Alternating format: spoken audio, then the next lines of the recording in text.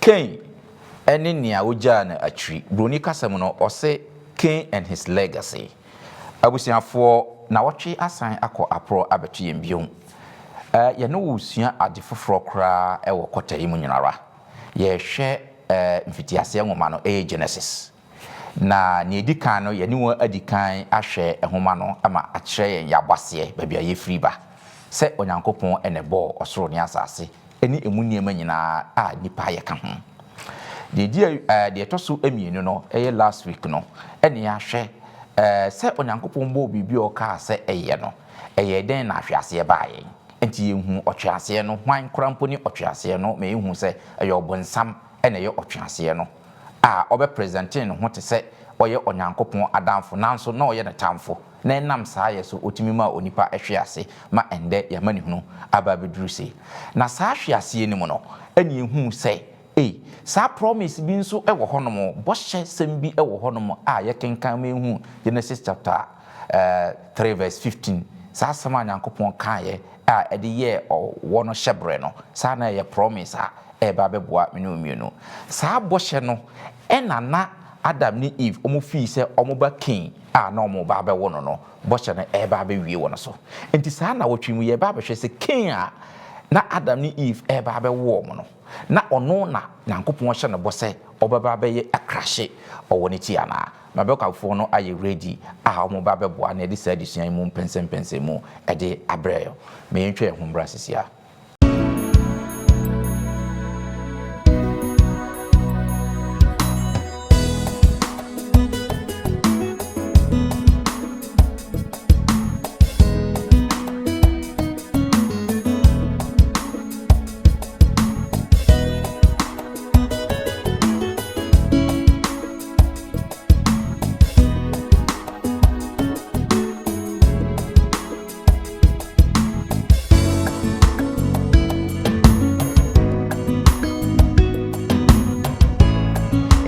Babashe abra Cain so buy no ni oja ye obeye ye ni di oja na achiri na mamwa e kan say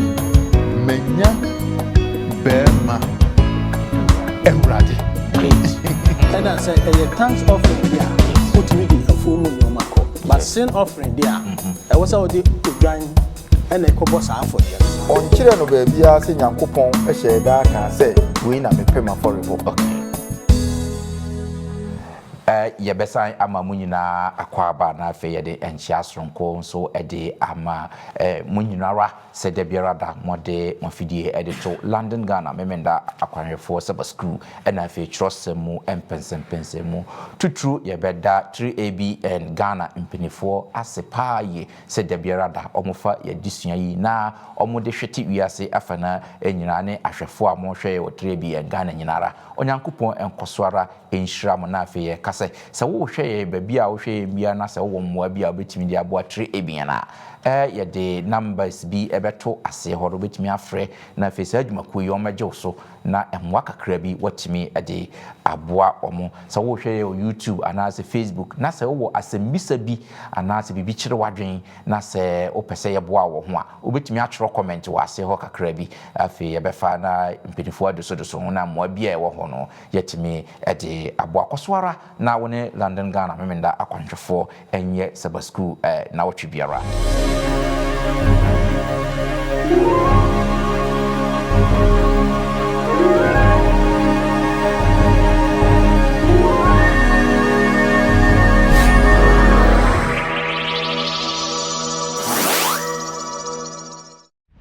You can contact us on 3ABN Ghana on WhatsApp number 0577 654896 or call us on 057 654896 or email us on info@3abnghana.org.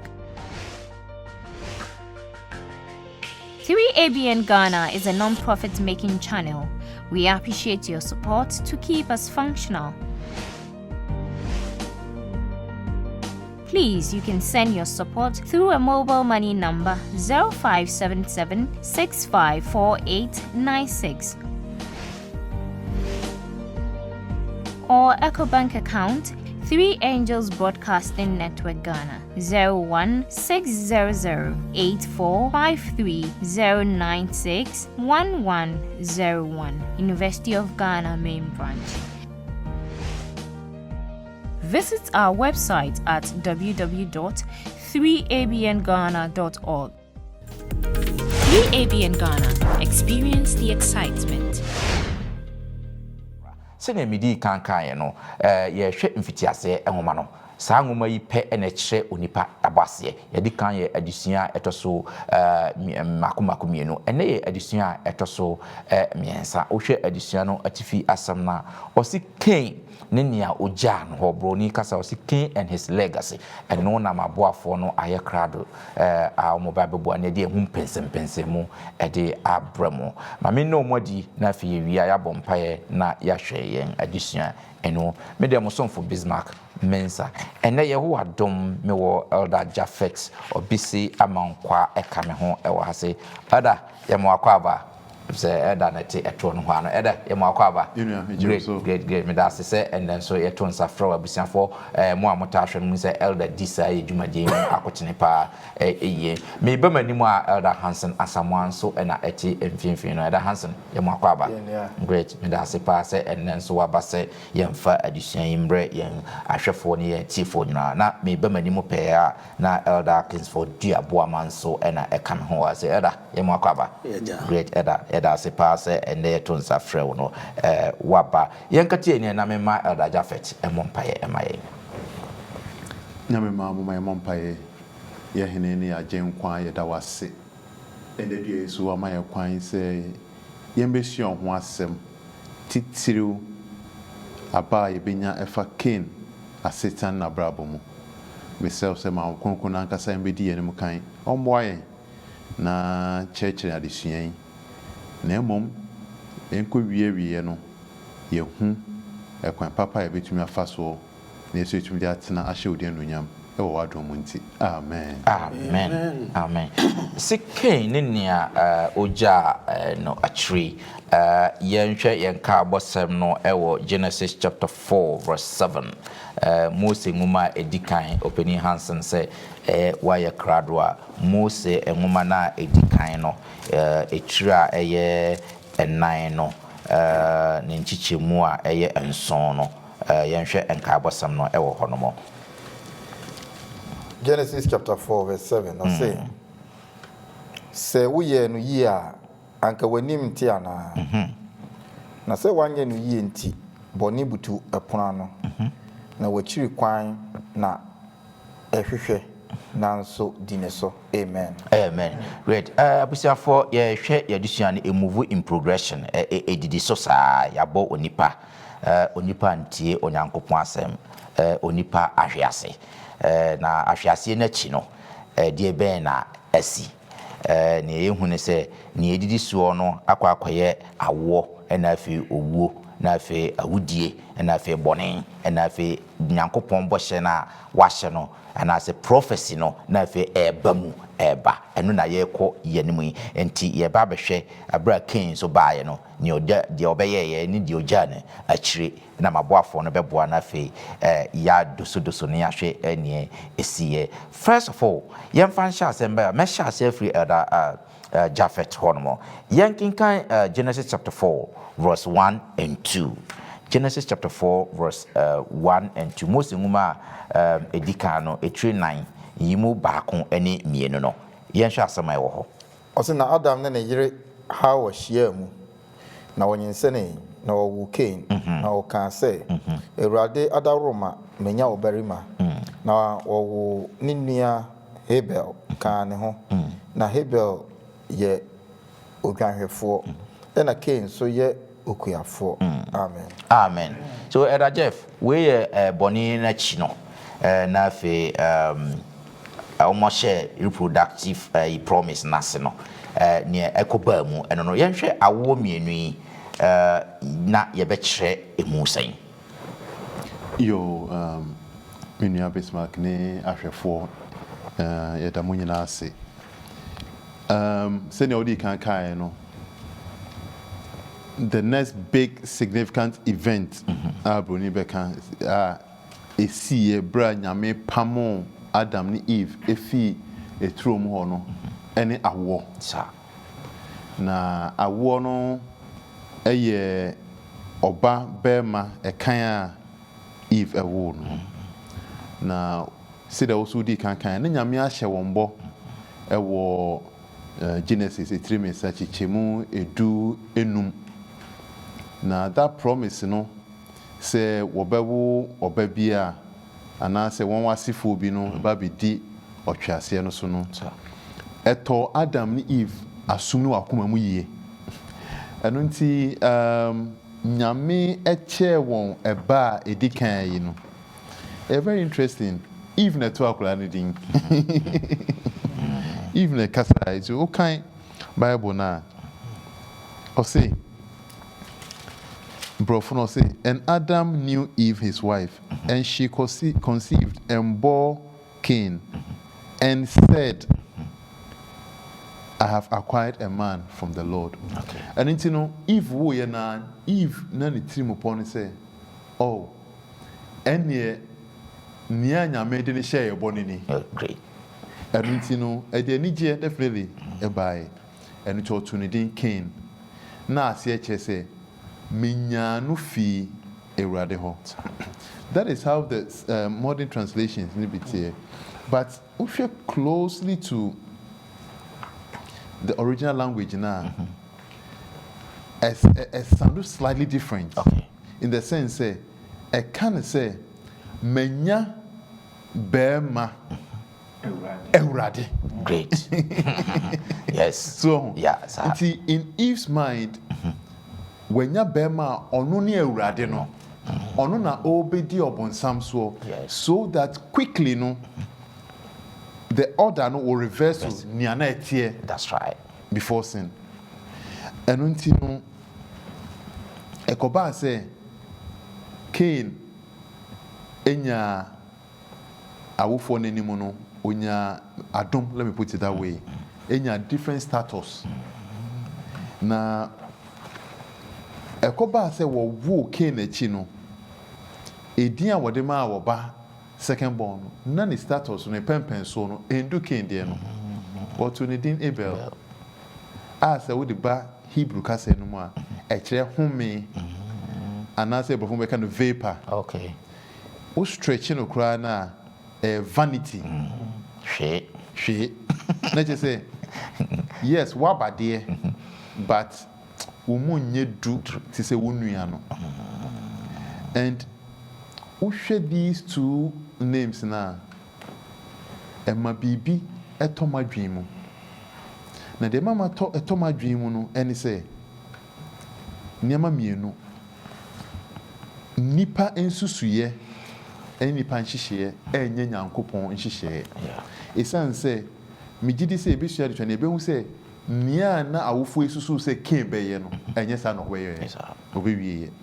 Na de sa to so mienu no say to me e kasa e kasa mu esan say edin a awofo no ede ma Abel no semframa hwe no ekoba say sebio Abel an sheda an fulfill bibi papa bia wasase so na sitna was just a breath etu twa tiawa eno nti no enniama mienu a menya wo adesua mu no nanso elenhwai so eka bibi e wa ha mepese ye bekan or say when Adam and Eve first heard the promise, they looked for its speedy fulfillment. That's right. They joyfully welcomed their firstborn son, hoping that he might be the deliverer. Okay. Nanso no ankobanesa. And intino se ubisa se ensunsu ye ben eda sa edin mienu mu a na nea mepese mechanics ensunsu ye da se edin a awofo no edema Cain no na ye etirimo pobi se Cain ba be yogifo no na edin a wode ma Abel no na ye se wabade nanso enye wo na ye nida so se obatuma be bibi papa bia ma yen na unfortunately no won susuye eni se nia niama ko wieye no na eni nyankopon hyehye no enye na Nyankopɔn hyehyɛ etie eno nti no kakra metumi aka efa sa edin yo eda pedase pa. In fact analysis a waye no wa ma yate ase pa se ne Cain ne Abel na ma wo no se ne ene edin a wo de ma wo no ne nyina so ana ejina so medase pa fe yento aso na yenhwe omo afore mienu omo koboye no se ne adusua na ye no ko in progression yenhwe se Cain ne Abel na omaba asase yenhwe ne efiri honom no so de esi ye aforeba na wo so omkobone ne esi wo honom enti yeni kan hwe Mose mu medi kan Genesis nwoma na etire 9 yimu yen kan free back no enkopim enum no na fe ye huri a ye huri ne akan Hebrew fo nwoma na etire dubako ene 9 yimu 9. Okay, so Genesis 9 yimu back kusi num no na Adam na yire ha wo hia mu na onyinsane na owu Cain na woka se Ewurade adaroma menya obarima na owo ni nua Abel ka ne ho na Abel ye oganhwefo na Cain so ye okuafo na eba se nnabi akiri no Cain de afuom noma beye Ewurade aye na Abel so de ni nwan mu makan ne wona wadori no bi be mai na Ewurade ni so Abel ne na ye de no na so Cain ne na ye de no de n'ani aso Cain bu fupi na umunai amen na fe yenhwe Hebrew 4 enwoma no Hebrews chapter 11 verse 4 non sono sene o kano e wo honomo Hebrews chapter Hebrews 11:4 sigidie na Abel de bo afode a eso chene Cain de ma Onyankopɔn eno so na onam nya adanse se otene efri se Onyankopɔn di na ye de ho adanse na eno so na onam wu ya oda so kasa amen enti Atkinson ma membra wo so adenti na Cain affordable ene ye acceptable eye de Onyankopɔn agitu mu na sen na ye nte sa affordable mienu yi ase yo menu am da ase am say I can some no the tosu mienu Genesis 4:2 ho no am I hunu adwuma na Cain no ye na Cain no ye okuafo ena Abel so ehwe emoa so enwan so nti obviously no ya adwe be se me ko ba afode de a se me yekuafo de nam de me kuam no baye na ekobo afode sure nti se de twera no mayi hu no afode no Cain de afuomu niema ena kobo afode em se yesu ano na yeta kan se ka Cain ni Abel ho afode no a na ya de kosi so se oh Cain was sa afo enuaba na enye yes na ti na enye normal na ya papa ese bayra po tomato sapro na so se ya hwa na Onyankopɔn aye enhyehyede bi ato ho se kan Exodus 34 ho a 19 Onyankopɔn ka se abakan bia se ye odwan na abakan no eye media se ye onantwi na abakan no eye media enti se me ko ba for dia na wo se abakan no a eye Onyankopɔn dia no eno na ede medi edi animu enti se Cain ede na nobaye abakan na ko ya ebia Onyankopɔn eso nanso sa amena no ni ehunu se enam se bone baaye na Adam ni Eve omiye bone Onyankopɔn kum odwan ena de ye den the bar for the and no say without the shedding of blood so moja hwego ama one for free no ntina Kristo Yesu oba ede bewu maaye no ntina for the bono e symbolic na momoko no ode afomu no bae ena be Abel so de ni nwan abakan nti Nyankopɔn ani eso sa afode no oboy en ntina Hebrew for ka kire say by faith enam gidie a wonya ya wode saa enobaye no anase odwan no kɔbɔ afode ne odwan no stand mo Christ moja hwie go no Kristo a obe hwie ni moja go e de apepa ye bone no because afuom no bae no empepa bone and I say a thanks offering there put me the afuom no mako but sin offering there e was how the odwan and e kobo sa afode no ndi ma onyankopon agi Cain Abel de no e ma Cain de no de wanye ndi si ehwe sa aforebo mienu ya e ma yehunu oje a e wogidie mu salvation by faith. That's right. And no na e ka e kire say Abel de no Abel was saved by faith and I'm not aforebo no. Yes. But si ehwe Cain de no a Cain no na e say ni nyuma ma ye adwuma mafuomu aso ntimide no na e ko ba afode mintie de onyame kan se de ba ya na abrabom na mmre ya na mpre bebre no ye yesa de onyame ka se yenye no nya no na ye pese ye na mom de meme maten ka kire me se menye no eno na mpese me ye na madwen ye me se onyankopon be den ebesom enya hwe manya ye eno nko ade nyankopon bosim nanso onyankopon wo ni hihye ya wa hihye ade ato ne aho amanma nti se ye ka aforeboy mienu a differences e wo mu ana se kwanya e be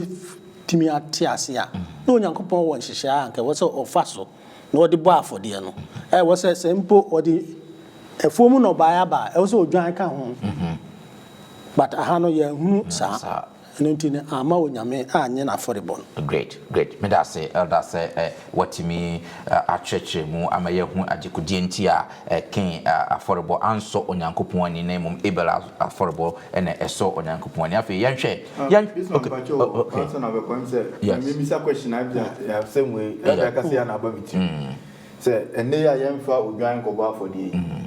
ana yemfa fumu no man ko ba afodie ebede na wo se wasoro aso na miani ana se yes ya for born dey nti ya eda be boy ya maju adwuma ya minimisa wo kana wa kasa no wa ma wa yi me yi ano sempomiensa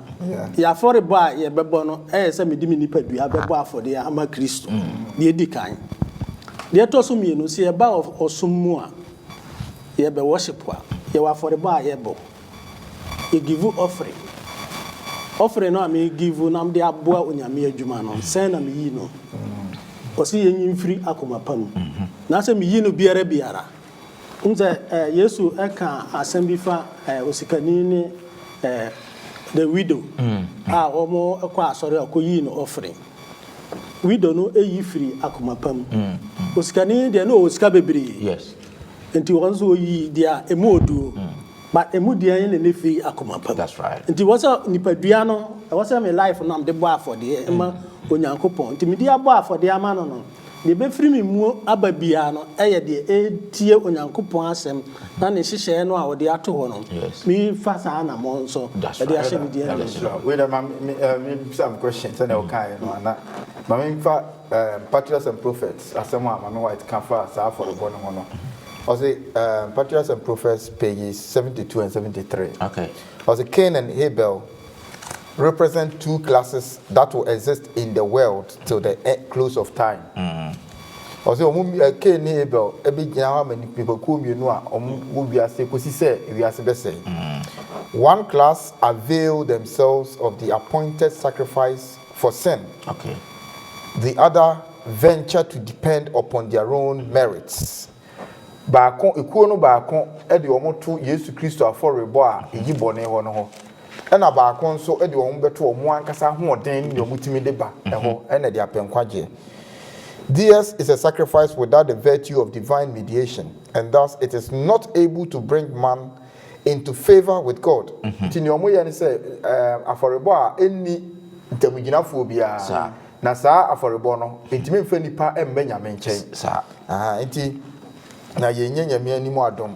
It is only through the merits of Jesus that our transgressions can be pardoned. Okay. Yesu aforebo ne merit and I say ne mudie no a wo de maye no nkoa so na yebetimi enya ye bone ho bonifa free. Ti say na elder kan ye no the practical aspect. That's right. The spiritual aspect no so ne say ye de ya ho den ti say ne Cain ko fa nneɛma yes ɛmfa mogyahwiegu ana nyina Yesu so bɔhyɛ no so no a na yɛde yahoɔden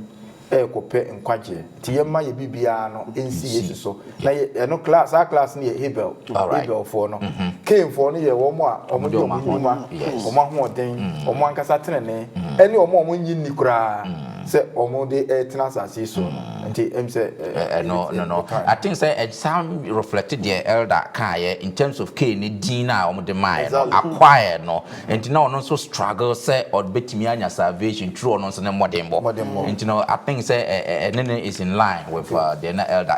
great madam asipa afi yɛhwɛ process na lead to your friend say Cain na wudie na odi you know yɛdi kan Genesis 4 no 3 na abepem 1 to 5 and to the 5 no kopem 8 na vie to aso ɛwɔ ho enti sorry Genesis chapter 4 verses 5 ekosi 8 no nanso Cain ne na ye de no de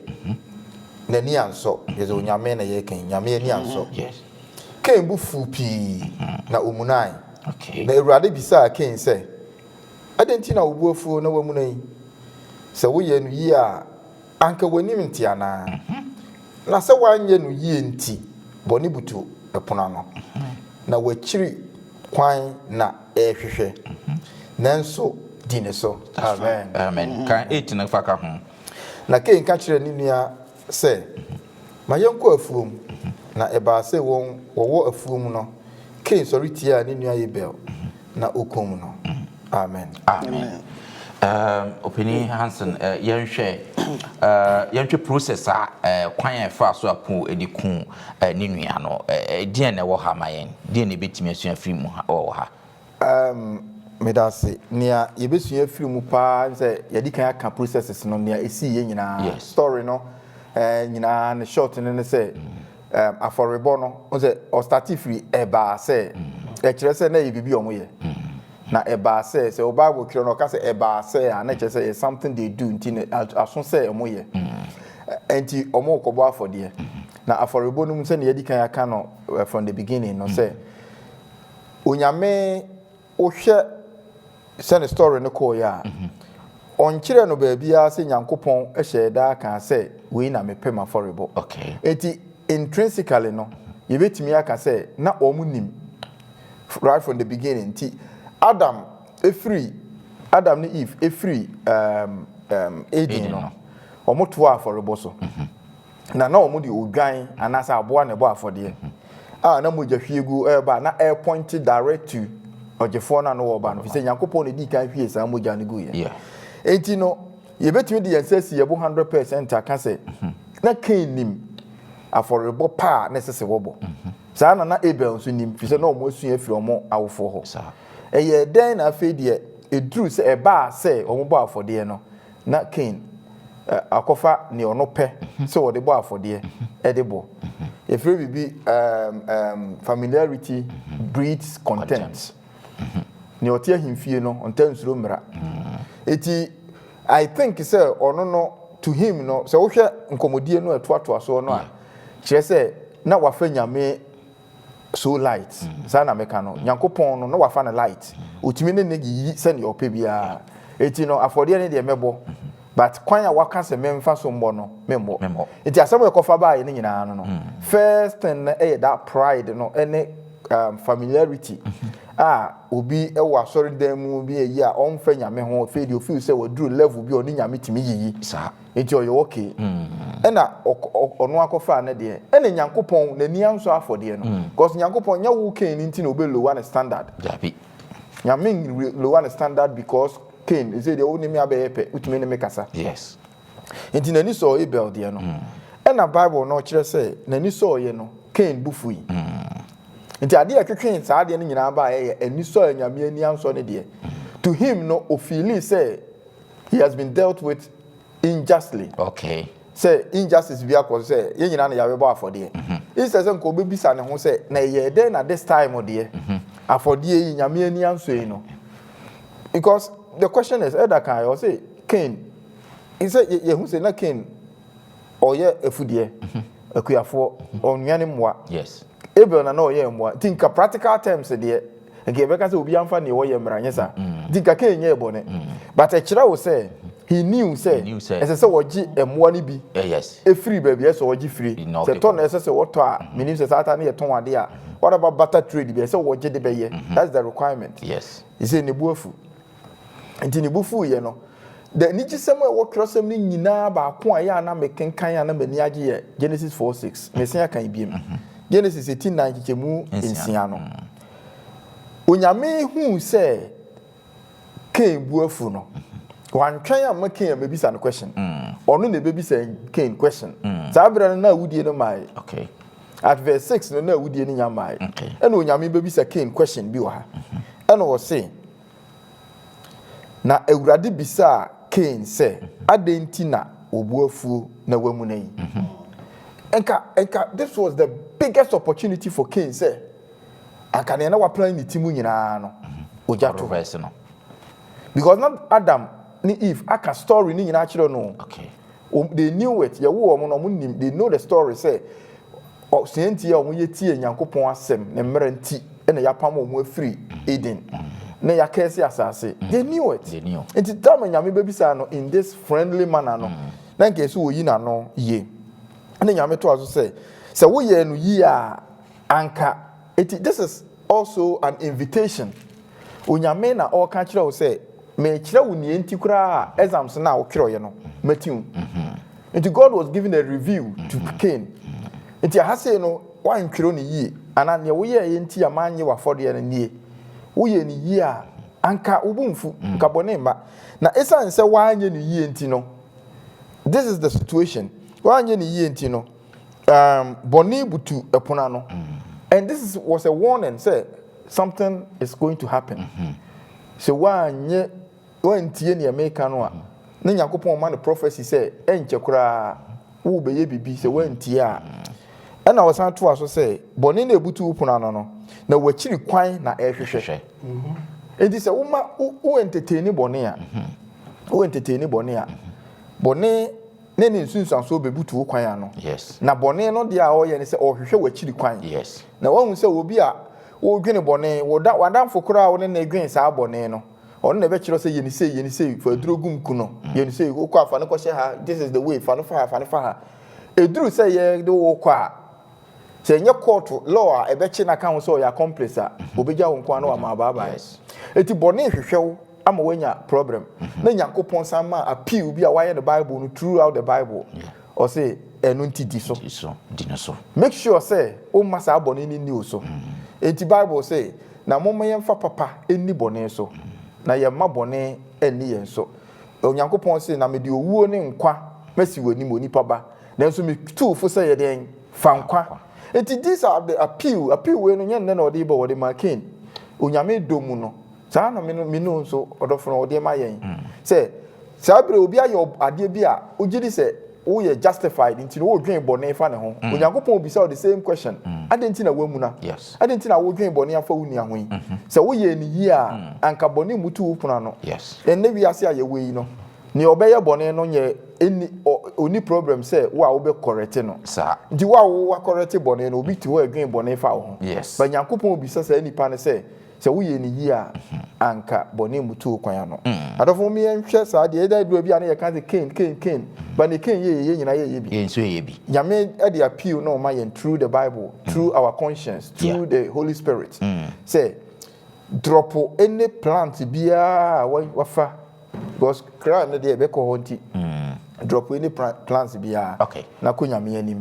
na man nyame etu fofa no enye dwuma na ho sunsanso na etu Cain no ebia ambato yo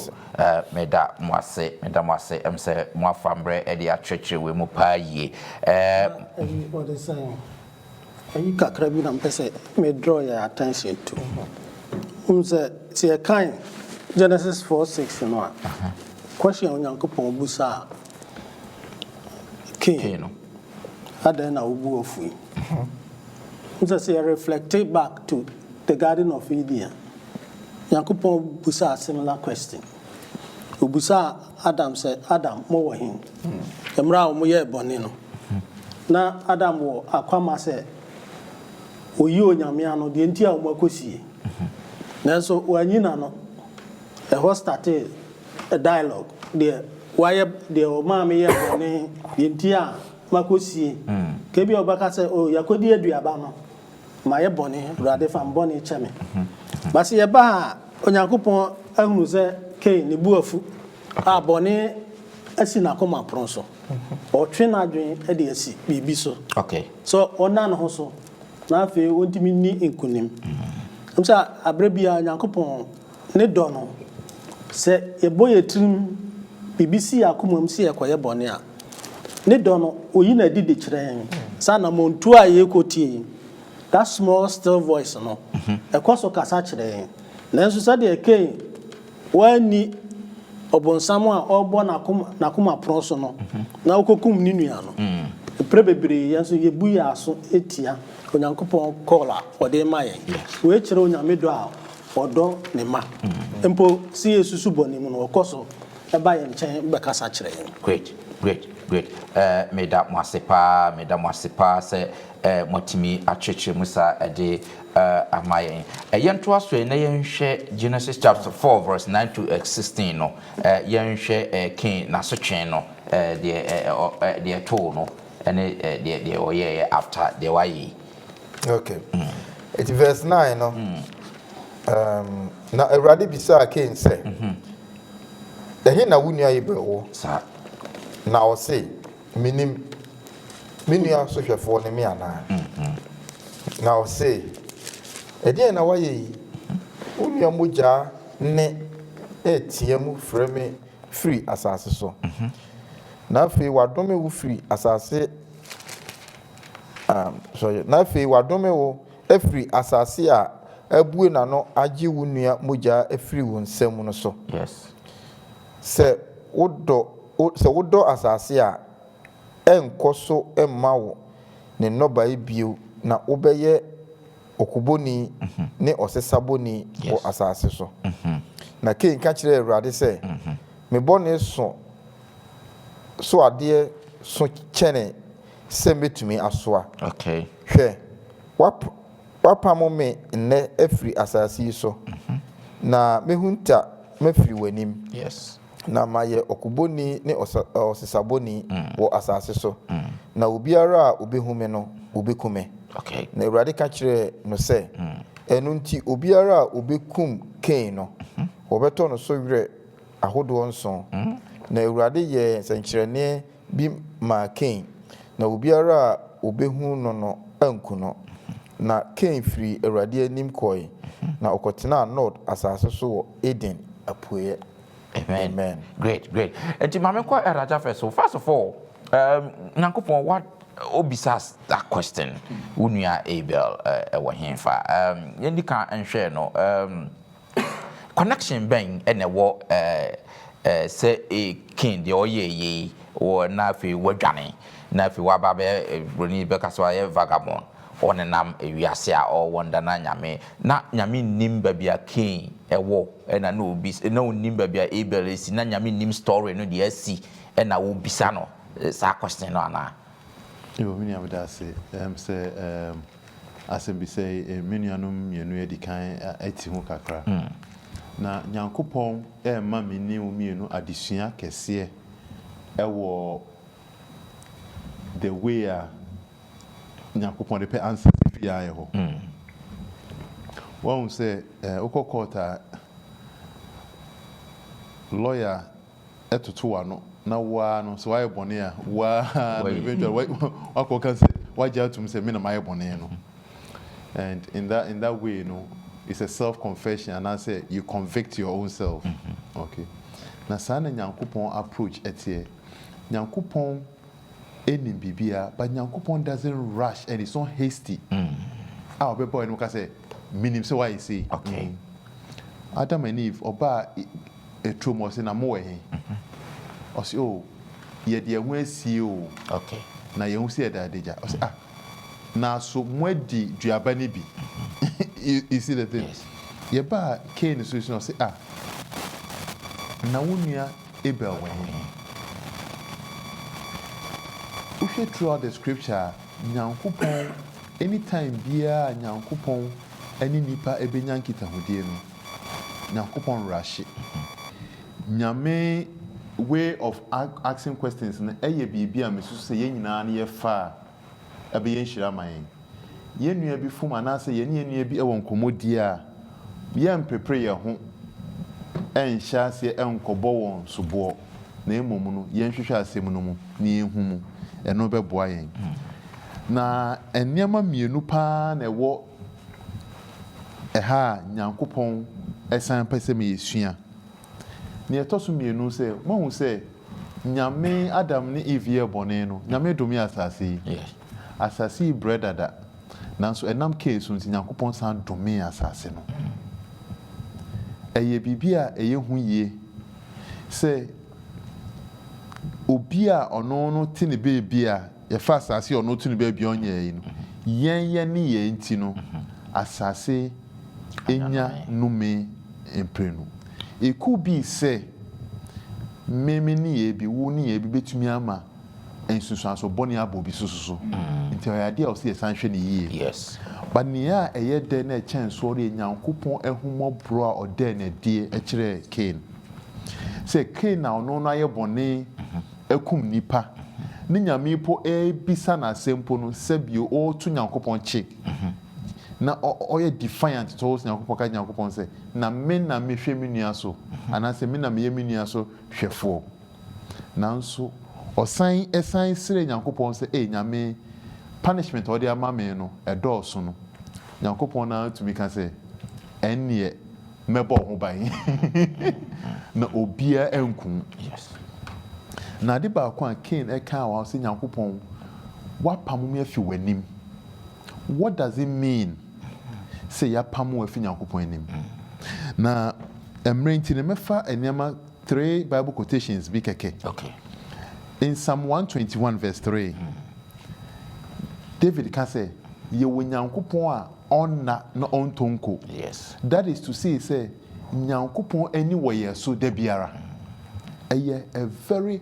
big statement say nyankopɔn ani wɔ so da biara David esan ka wɔ Psalm 51 bro ɔyɛ bɔne in verse 11 ɔse don't put me away from your presence nyame mafom de nanka ma mentina w'anim daa esan sɛ sɛ nyankopɔn eyi n'ani afi me ɛne wo so 1 second a yes ɔtamfo wɔ hɔ a obetake advantage that's right ɛna na esan etwa to Psalm 34 verse 15 ɔse nyankopɔn ani wɔ atennefoɔ nyinaa so that is to say na Cain nim what it means to live under the very presence of God yeah esan sɛ me nua Hansen ka sɛ ni wasua kyerɛ wɔn saa nneɛma nyinaa no onim na sɛ Cain ɛten ka sɛ nyankopɔn ayi n'ani fi no so a na brabɔ nyinaa na setan nyinaa ba wie a na me no mienu no so no ɛyɛ akwanya ma yɛ sɛ adekyia de sɛ bia na yɛbɛsrɛ sɛ yɛntena nyankopɔn anim na kwan bɛn na me no mienu yɛbɛtena nyankopɔn anim yɛmmerɛ yi so yeah through your Bible study that's right through your prayer ɛne yɛne yɛn nuanom edi ne yie yɛfa no saa nyankopɔn enyi n'ani emfi yɛn so na sɛ yɛfom mpo a yɛbɛgye atum ne asɛ bɔ ne fɛfire ɛno nti no Cain egya nsana hɔ ama yɛn sɛ yes nyankopɔn ɛwɔ ahomɔboro ɛboro so yɛsɛ bɔ ne fɛfire a ɔde kyɛ esan sɛ wei Cain punishment mu mpo no nyame ma yɛhu sɛ otumi de bɔne kyɛ na Cain kura so nya ahomfasoɔ great ɔno na wampaw ɛpaw so be take advantage of it yo meda ase pa meda ase afei yɛnhwɛ onipa atrimɔden sam no Cain bɔne a wɔyɛɛ no ɛda Kingsford yɛnhwɛ Cain bɔne a wɔyɛɛ no yɛnhwɛ ne ogya no wɔ akyire na wudie no ɔkwan bɛn so na ebue kwan ma bɔne ɛdɔɔso ɛwɔ wiase that's minua sɛ yɛbɛtumi ayi saa question no no a yɛbɛkenkan akenkan sɛm kakra okay na ne nyinaa yɛbɛyi afiri Genesis chapter 4 hɔ a okay yɛbɛkan deɛ di kan ɛwɔ Genesis 7:18 okay ɛnam mmerɛ no nti no okay yankɔ yɛkan ɛkwan a Cain okum ne nua a afei ɔne Onyankopɔn yiyie wɔka sɛ na so twe eye kese ma no yes na onyankopɔn so obema na adanso se de be ya obi a obekunu bia no onso sansunsuaso no bi ebeba no so so otukwan ya akotena kuro a oman anasa asase ya frɛ no nod na se yekenkan Genesis 4 no a eba yetimi nu se okoduru ho no o se Cain ekoware okay no ware ye no wo ba samire ye hunu se Cain wakum ni nua Abel a onyankopɔn ama na so twen yeah na so ye hwɛ na wo ntoto aso no aba ne nana obewo obenya Lamak okay na se kan Genesis 4:19 wa ye hunu de Lamak ono so ode baaye okay onyankopɔn bɔ ade no ɔbɔ Adam ni Eve okay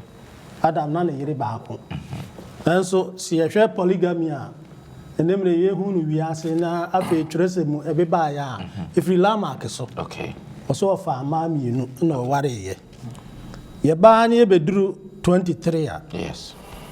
Genesis 4:23 yes mema minua na kan kakra ma yen o se na Lamak ka kyerɛ ne yere nom sɛ Ada ne Sila muntie mene Lamek yere nom monye ason ma masem bikum oberima sɛ opira me na bikum abrantie sɛ oboro me 24 no na sɛ oto Cain so wire mprenso a Lamek de ebeye ediosonson okay ediosonson se ye hwɛ saa kenkan sen wi a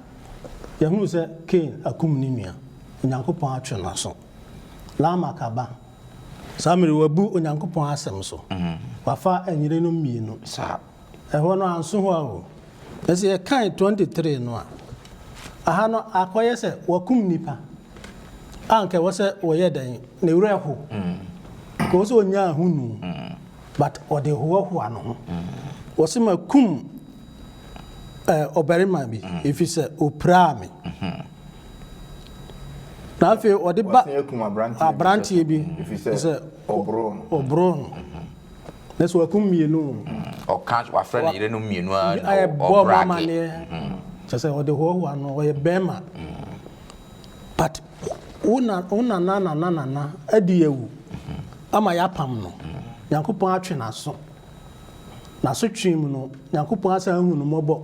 sempo ba bi a wɔkɔ no obi akora enko take revenge on him but wo akum nipa a ɛwɔ sɛ onya hu no wa anka de ɛwɔ sɛ woyɛ na mmom wo de hoahoa ho empo woka sɛ Cain ekuma okum nipa no sɛ na so twen no ayɛ bɛba no so ɛyɛ mprenso a wo de ɛyɛ mpreduaso enso umse ha ɛmayɛka asɛm a Yesu ɛka wɔ Matthew nsɛmpa no mu no ɔka forgiveness ɔsi 70 times 7 ha no wako 2 nti ɔno no revenge no yɛ too big ɛsɛ yɛkenkan a ɛba kosi Genesis chapter 6 a ɔsi edurumre bi a Adam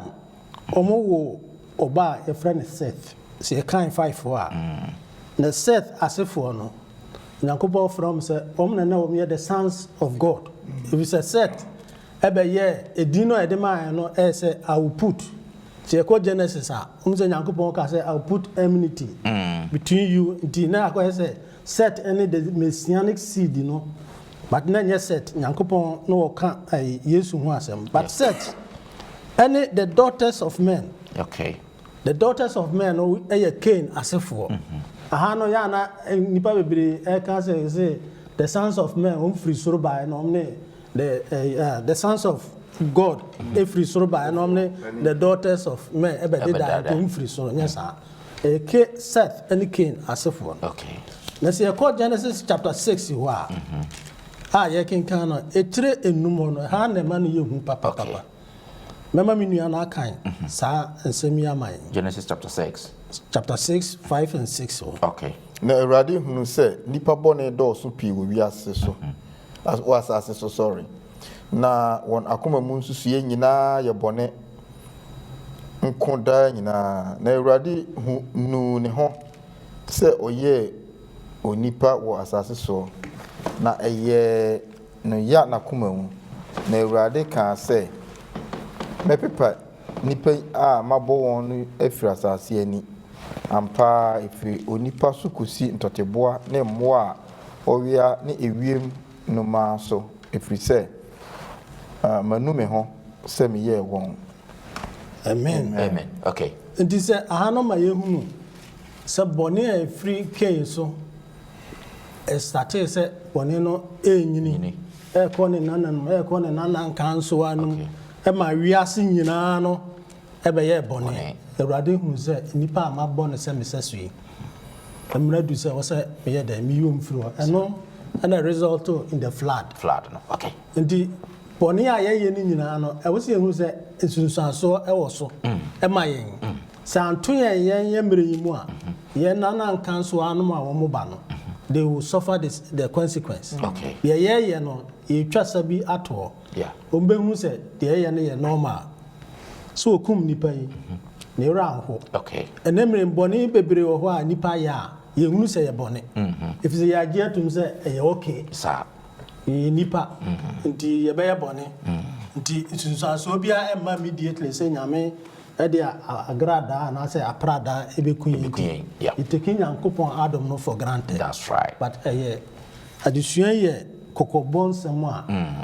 ɛda hɔ ama yɛn sɛ ɛwɔ sɛ yɛyɛ ahwɛ yie. Okay. Ɛnɛ mmerɛ bɔne bebree a ato atɛsie no ne nyinaa no firi sɛ yɛn mpanimfoɔ so ba ne nyinaa noma bi wɔ a ne yɛyɛ corruption a yɛka ho asɛm yɛn nyinaa yɛyɛ corrupt. That's right. Sɛ wakɔduru Ghana na ade bi wɔ hɔ na sɛ wokɔyɛ a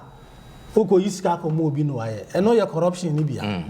nanso yɛhunu no sɛ wɔn a wɔgyegye sika akɛseɛ ɛna yɛbɔ wɔn din sɛ wɔn yɛ corrupt but yɛn nyinaa no yɛsuban ne yɛn no ɛnyi nyame adi ɛma bɔneyɛ no ɛdɔɔso wɔ asase so. Okay. And me mamo 30 seconds obia mfa adesua betimi anya free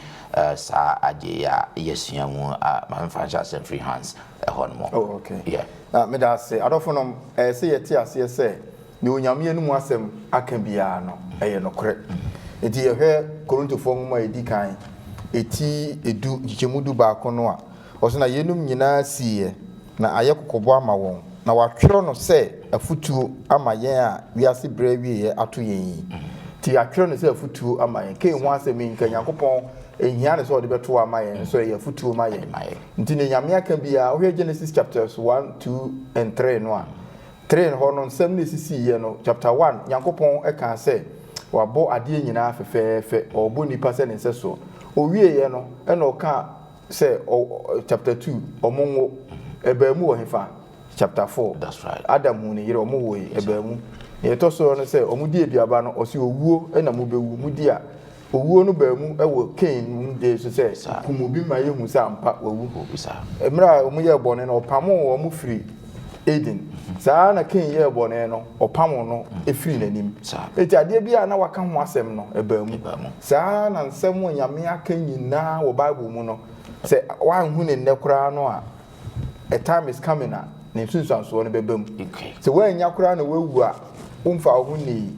ɛberɛ bi ba a atemmuo ɛwɔ hɔ enti momma yɛnsua ne Cain yɛyɛ ɛne onyame dɔ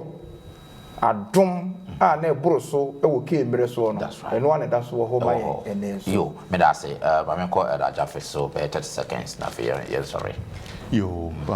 me kakra mepɛ sɛ yɛfa adesua no mu ɛyɛ Lamek ɔse makum obi said and we premier. Who shared that statement now? It has the same to Cain there no. Cain adwin no. Ninua ebele prano. Okay. So the only option left for him is said uzukuno. The other for them person can say yan bomodi and say nyame so be my control your anger. Ni ye bufua. Every bia na be yen say obia yen bone bi. Obi pra yen, obi di ya obi ama yen. The only option left is say yes it be to sa can be. And it could be say to you the shortest route is mekunu. And I miss me pray ni bi. Ni am pese e family say enuanu mu fa sa kwan we so no. Amfa fa so bi amrewo. Ni am say Nyankopon ma yen nyina abotre. Na so bi ye ade ya yampo a Yesu nti yɛtumi de akyɛ okay na yɛhyira ma yɛn. Great. Madam wase mayade pa se mama mo ho kwan na afi onyankopɔn adi mu adi dwuma sa na wotwi mu abusiafo disua etoso miensa na yɛde abrɛw no sɛ na disua no ɛkɔ Genesis nwoma no move in progression na sɛ nidisoɔ onyame na ɛbɔ adeɛ ani nipa nyinara na afi yababehu sɛ na yɛyɛ a onipa ehwe ase na afi onipa hwe ase na chi no ade a di kan pa esa baaye awo no baaye na afi owo aso aba owo no baaye afi abie kwan ama bone akese afi aba bepem ba bi afi de nyankopon ya atenemene na afi yebetoa so afi honom se afi bone na dum pempenso bi a nyame hu okwan a odi onipa befa so eno na otwe a edi anim no yede bebrɛ mo onyankopɔn enhyira mo sɛ de biara mo ne yɛn ɛyɛ sɛ adesua yɛ moma yɛn kate yɛn na mema Elder Kingsford enhyira so ɛma yɛn yɛda wase asomdwe hene onsɛm a wode abayɛ ama yɛn samre yɛn nsɛm a emu odu ayi yɛn tɛn na afi akyerɛ yɛn anamo a yɛn tuo sɛdeɛ woka kyerɛ Cain no sɛ ɔbonsam anaasɛ ɔbɔnefoɔ no ɔbɔ yakoma so pono na sɛ yɛtintim na yɛde yɛn ho too so a ɔsoro hene yɛbɛdi nkonim deɛ yɛsrɛ sɛ adesua a yɛasua yi ma ne nyɛ adesua a yɛsua just for knowledge na mmom adesua a yɛsua sɛdeɛ ɛbɛyɛ a ɛbɛtransform yɛn ahyɛ odi animonyam nti ma ɛnɛ adesua yi yɛmfa nto yakoma pono so yɛnante w'anammɔn so yɛnante wo han mu yɛnni nokorɛ ma wo yɛntumi mfa bɔne nkyɛ na mpo sɛ yɛyɛ bɔne a yɛntumi nya nuhu ne yɛnwane mmara wo naase ɛfiri sɛ wo nkyɛn ɛna nkwagyeɛ wɔ ka yɛn ho na wɔtwe a yɛasi mu nyinara ma wo han no nhyerɛn wɔ yɛ so w'adom no nka yɛn ho w'ahummɔborɔ no ngu yɛ so ɛde ɛkyɛn so koraa ne sɛ siesie ma nkwagye da no ɛda wase ɛfiri sɛ ɛsrɛ wei nyina wo dɔba Yesu Kristo din mu amen.